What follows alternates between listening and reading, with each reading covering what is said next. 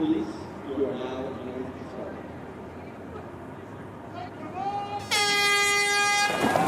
And the London T100 is underway. 20 of the fastest men in the world. And we are racing 100 kilometres to go here at T100 London, the 4th stop on the T100 World Tour. Aaron is certainly putting on the swim of the T100 series yet. I mean, this is amazing. It's a small gap, but the fact that he's got one is remarkable.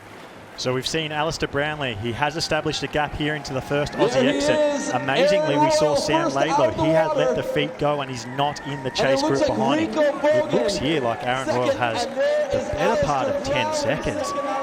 He has never had a lead like this out of the first lap. We saw Ben Canoe, Rico Bogan, Kyle Smith, Alistair Brownlee were all in that chase group. Yuri Kuelen's here, Magnus Ditlev was here, Jason West was here, Peter Hemrich is here. You could see Sam Laidlow has not made this second group. Who would ever have thought you would have had Magnus Ditlev in a chase group with Sam Laidlow being dropped behind? Absolutely, as we see Leon Chevalier coming out. He actually has told me he hasn't been able to train at all since Roth. So here's somebody who's been able to do no training at all, and he's still just behind Sam Laidlow, who we just saw jumping in there, who's obviously an extremely strong swimmer. But I can tell you what, in his mind right now, he's regretting his life's choices of coming in and just racing in his swimsuit. Eke out a little bit of a gap now as we're seeing Sam Long exit the water after lap 1, and he is now, I mean, we're waiting for the gap to come up, but yeah, this is probably the last time we're going to see anything slow from Sam Long out on the course today, but not the swim start he would have wanted, especially after the really great swim he had in San Francisco. He was perhaps looking for a little bit more than he's had there today. Dry land as they finish the swim portion of this triathlon. Also, yeah, recently raced the long distance race, and yeah, it's tricky. I mean, the schedule now is packed. There's opportunity. Aaron Royal coming out the front did not manage to extend his lead. Quite the contrary, actually, he's been caught up. But we'll see now. This is an opportunity. They have to run up some stairs to get to their bikes, and we're seeing athletes taking even the transition quite aggressively. We'll see who's going fast and getting out of this course. Ditlev at only 20 seconds down. That is a fantastic swim from Magnus Ditlev there. Magnus Ditlev, absolutely, as they come to the bikes. I'm not sure how well he's going to handle the technicalities of this course. I mean, it is tricky. Fred Funk, you mentioned him earlier on. He'll be happy with this swim, I think. It's amazing. Everybody's together except for 3-4 straddlers off the back. Yeah, so we've seen Aaron Royal lead the boys in. Alistair Brownlee was right there with him. Rico Bogan was behind him. Kyle Smith was there too. Smith and Bogan's training partner, Daniel Backergaard, right on their heels. American swimmer Ben Canute, he was there too. Greg Barnaby, Jan Stratman, the German, first time here at the T100 World Tour on debut in that group as well. Sam is... We're getting 3. Fist pumping himself into this. That's what he does. You know, he's got it. He tries to be serious, but in himself there is a little kid living, and I think it's that energy that carries him. Yeah, we're seeing 3 minutes and 36 seconds down for Sam Long, so that is a big deficit for him to make up. And yeah, he's pumping up with the crowd there. Magnus Ditlev already less than 10 kilometres into the ride. He's taking charge. Oh, and he's going through the aid station here, not taking up a bottle. So yeah, it's surprising that athletes would be taking a bottle this early on. He did make a decision to ride that. What's going on here? I think that's a front flat. Flat. That is a flat. Something we didn't see too much, but there were quite a few flats actually in the race yesterday as well.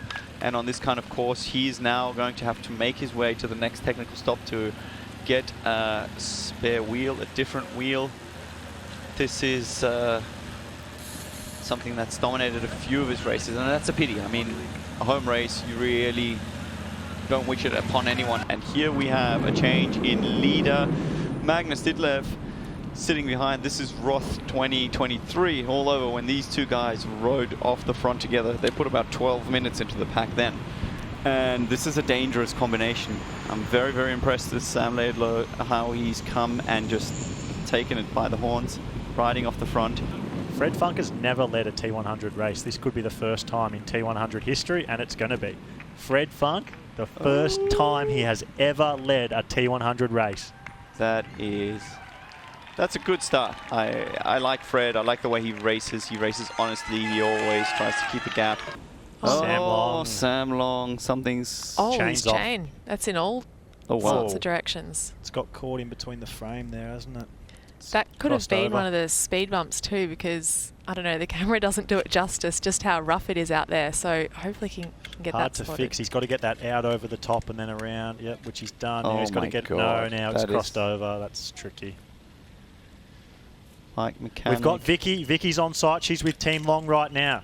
We have an athlete who had a bike mechanic come help us. Race when the unexpected happens. Well, he is back riding now, so we'll sort of rewind and start again, if you like, without that drama that just unfolded in front of us. See Alistair getting a bottle first time around. Wow, that was pretty good. That was slick. We'll give him that. Yeah, absolutely. Took on a good bit of nutrition as well as his bottle there. We see him slide that into that front bottle cage. Waving probably Clement Mignon, I think, possibly Ben Canute, who he's riding with there, waving them around him.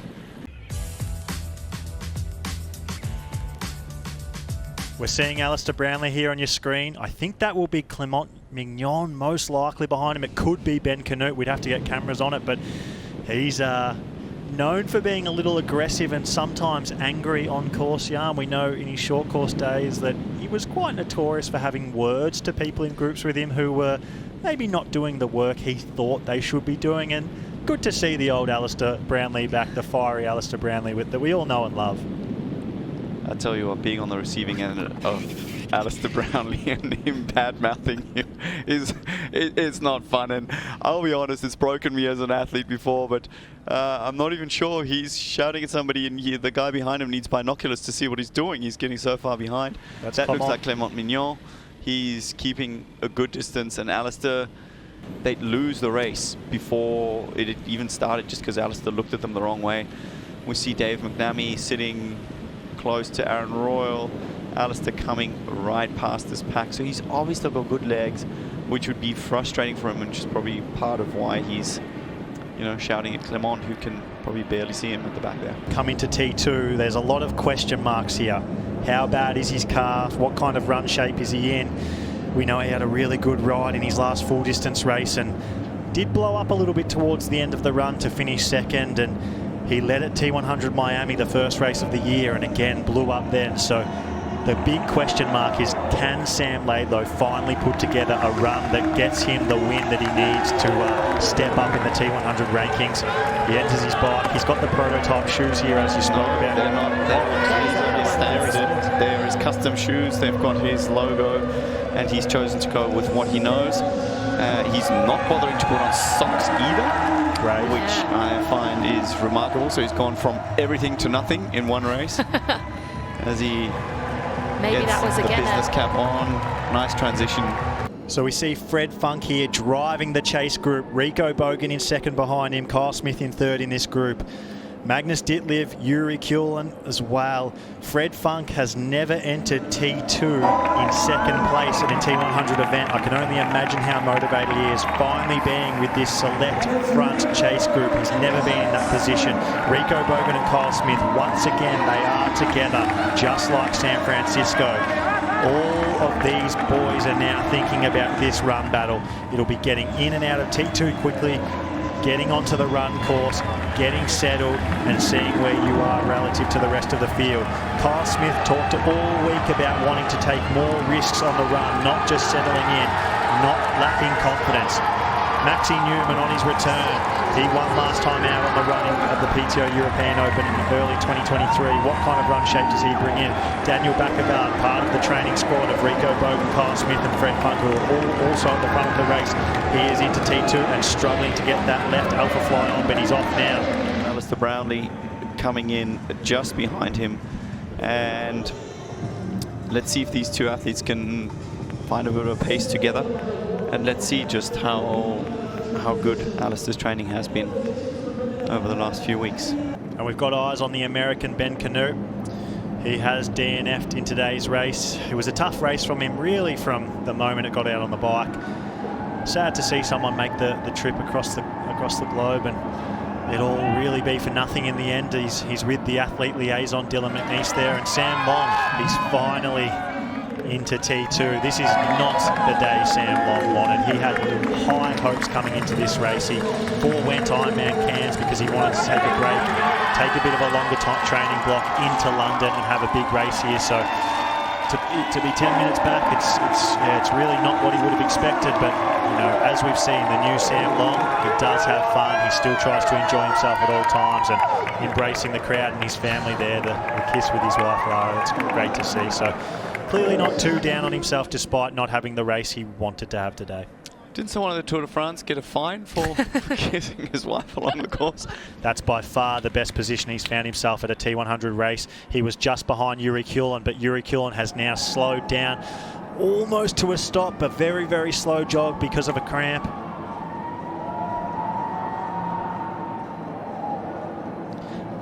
And he has finally stopped. A little bit of a side stitch there, a little bit of a stomach cramp. Not a stomach cramp, it's on the wrong side of his body, but a little bit of a side stitch. This has happened to him before, but not recently, so a tough day for Yuri Kulin, the Singapore champion, and these conditions may be getting to people, but one person who the conditions do not seem to be affecting is Kyle Smith. He is now only 1 minute behind the leader, Sam Laidlow. He is by far the fastest runner on the course right now, and he does look better than ever. As we now have eyes again on Alistair Brownlee and Peter Hemerick, who are still locked in. They've been together pretty much since the very start of this run. We saw them go out onto the run course just a few seconds apart, and here they are coming in to finish their second lap, I think this will be, and they are still locked in battle. While you're watching this on your screens, you can forget how tough the conditions are. It's 28 degrees as we speak on race course, and you can see it in the athletes. Sam Laidlow's face screams pain. Alistair Brownlee and Peter Hemerick, they again both look like they're hurting by their facial expressions. You can see Alistair Brownlee's tri-suit fully unzipped, and Kyle Smith, every time he goes past a water station, he's grabbing and throwing it over himself. 28 degrees, it does feel hot out there, and compared to the women's race yesterday, it is much hotter.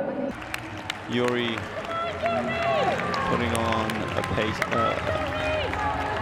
brave face. A brave face. The pain face. Actually, it's more of a pain face rather than brave. This doesn't look brave. Yeah, he's unfortunately lost five plus minutes now, and he was only just a few seconds behind. As Another we see him stop and try and stretch out this problem he's got, it seems to be a stitch that's giving him a lot of discomfort at the moment and just not allowing him to get into his stride. Which is surprising. I mean, he's used to these kind of conditions, but again, he did go to the absolute limit in Singapore, and that's sometimes one of those things, you know, you hear these heroic stories of, you know, I pushed so hard and you know, you give it everything, but the guy ended up in hospital, and that can actually do some long-term damage or longer-term damage to your system, where just mentally your body shuts down and protects itself. So Rico Bogan, he did get that 30-second penalty, and he has now officially served it. So he's now 3 minutes and 40 seconds behind the leader. We've got eyes on Rico Bogan right here. As you see the countdown clock, it was these socks left out of that little box. They've got to be in that box, or it's a 30-second penalty. Quite a rough penalty, but you've got to keep your house clean, Jan. World's most expensive socks. Those socks would cost him about $2,000 in a difference in price money. And there it is. He goes out again. Eyes back on Kyle Smith here in second place, 31 seconds behind. It's crazy to think how much has changed in the sport since that moment. Sam Laidlow, a world champion, and Sam Long, one of the best in the sport. It's they've come a long way, both men. Look, and getting around each other. Sam Long just loves it. He just loves it. He said, come on, get on my hip, and tapped his hip. Stay with me. And Kyle Smith, the first time that Kyle Smith and Sam Laidlow have been in this building in transition together, Jan. Well, Vicky, you mentioned the expression on Sam Laidlow's face. Kyle is starting to show a bit of hurt as well. No time taken out of Sam Laidlow from Kyle Smith in that last kilometre. 22 seconds. Is Kyle going to come up just a tiny bit short for the second race in a row? I mean, very consistent from him, but I know he wants to take the top step of that podium. What can he find on this final lap? And so now with 3 kilometres to go, 1 lap remaining, Kyle Smith is 22 seconds down from our leader, Sam Laidlow. He's got him in his sights. I mean, we can see it from here. What an angle. It is just right there. And your heart, lungs, and muscles are screaming. It is such an exhausting position to be in. I'm getting nervous just sitting here. 2 kilometres to go, Jan. Kyle Smith passes Yuri Kulin. Yuri Kulin shouts out. He says, come on, Kyle, go and get him. Kyle Smith, he can see Sam Laidlow. He's so close that he can almost touch him. Oh, the hardest 20 seconds in triathlon. Trying to chase down the leader, Sam Laidlow, here inside the last 2 kilometres at T100 London. What a battle we are seeing today. It's so close. Keep going. Oh my God, it's right there. They didn't look at each other, Jan. No indication given by either man right there. Kyle Smith knows how close he is. He knows what he's got to do. Sam Laidlow likewise. He knows that if he can just hold on for 1.4 kilometres longer, he has won his first ever T100 race here in London, his home race. It is absolutely going to be down to the wire. I mean, Carl right now, he's got to be hoping that Sam's getting a cramp or that something's happening. He's taken 2 seconds out of him. He needs another 20. I mean, he's got to start. He's got to start his sprint before they even enter the Excel Centre. He's got to start his sprint on that climb. He is somebody who can hang tough, though. I'll give that to Carl. He is somebody who has got a bit of toughness in him that I have seen in few other athletes. He's going to need every single ounce of it here today. 600 metres to go. Sam Laidlow, you can see he's putting in a clear surge there. I love triathlon. How good is this? 500 metres to go. Sam Laidlow, the Ironman World Champion. Like I said, everyone doubts him at this distance. Everyone doubts his consistency. No one believed he would be able to get it right at this distance. And here he is, 400 metres to go, and he's 20 seconds up on Kyle Smith, the big pre-race favourite. Sam Laidlow is hurting. You can see it in his face, but he is holding on for dear life in this battle of attrition with Kyle Smith. It is absolutely mind-blowing. The man comes out, gives an interview saying if he can string together a few weeks of good training, no one can beat it. Everybody thinks, Sam, what are you talking about? And he is putting his money where his mouth is. Very, very, very impressive racing from the young French/Brit. Whatever he is, he's a world champion, and he is about to crown himself a T100 champion unless Kyle Smith can find something absolutely magic on this last bit of the ramp. For the entire last 5 kilometres, the gap between Sam Laidlow in front and Kyle Smith in second has been 22 seconds. Sam Laidlow looks up at the sky as he does up his tri-suit, says a few choice words that we can't repeat here live on air. He can't believe it, his hands are on his head. What has happened, Sam Laidlow says. He cannot believe it as he high-fives the crowd. He had a calf injury coming in. He can't believe it, Sam Laidlow. What a battle we've seen here today at T100 London. He has held on. He's done the undoable, holding off Kyle Smith, the best runner in the sport right now. Sam Laidlow, you are the champion here. T100 London, your home race. Oh, that is so good to see. He brings the wings out and flies. There is so much emotion in this. This is why I love sport. This is why I love professional racing. The emotions are just off the charts as Kyle Smith comes in hurting and bravely fought second place for the man from New Zealand. Kyle Smith, second place at San Francisco in the famous sprint finish with Martin Van Riel. He wanted the win badly today. Second place again. I think we are going to see a very, very happy podium. This man, he almost can't believe it himself. He is finally back to his form, and there is going to be... I don't think they're going to waste all of that champagne. I think they're going to have some and enjoy it, rightly so. Daniel Bakkegaard, part of that famous training camp with Kyle Smith, Rico Bogan and Frederick Funk. They have all had days out here today. 2 DNFs in the T100 series. Even Daniel was doubting himself. He's talked about it. A third place finish here. And training partner Kyle Smith is the first one to congratulate him. Daniel Bakkegaard, third place at T100 London. Take a bow. Magnus coming in, another solid performance to put him on top of the PTO T100 rankings. Magnus Ditlev, our Miami champion, 4th place at San Francisco and another 4th place here today at London. Frederick Funk, Magic Fred XX, your highest ever finish at a T100 race. 5th place here at London. He loves it in Europe. Amazing, amazing racing from these first 5, and it's rare that you will see, I think, the first 5 all being very, very happy with their results. And Peter Hemrich, he is the surprise packet of the T100 series. He burst onto the scene in Singapore last year. He's not a young fella, but he just keeps surprising everyone, and a 6th place finish for him today. Rico Bogan involved in that famous sprint finish last time around at race 3 in San Francisco. Everyone says he's not the same athlete in the heat. He had that 30-second penalty that made his race very hard, but he has finished 7th here today at London. Considering it was hot, 28 degrees at the end of the run, that's a brilliant performance from Rico Bogan, the young German. And just behind him, the hometown hero, the 2-time Olympic gold medalist, the only athlete in our sport to achieve that on home soil today at London. 8th position, a tumultuous day for Alistair Brownlee. He had that front puncture. He was involved in some drafting out on the bike course that was frustrating him. He was angry at everyone, and he used that anger to good effect here today on the run, finishing in 8th position with a 1:02.20 run. He has salvaged something from today's race here at home in London. So good to see, crossing the line just ahead of Yuri Kulin, who had some difficulties. But for Alistair to finish a race in a strong fashion is just so good to see. He's obviously been able to use his training, he's been consistent, and he's able to lay a bit of a foundation which hopefully he can build on until Ibiza. And we have a look at the results from today. Sam Laidlow 1, Kyle Smith 2, Daniel Bakkegaard 3. That's our podium. You can see that Kyle Smith did have the fastest run of the day. He broke the hour, 59 minutes and 53 seconds. Sam Laidlow's bike, that was the thing that really changed the race, being able to get that gap into T2 and that run, 1:01.01, a really strong run from Sam Laidlow. Magnus Ditlev in 4th, Fred Funk in 5th, another 2 big performances.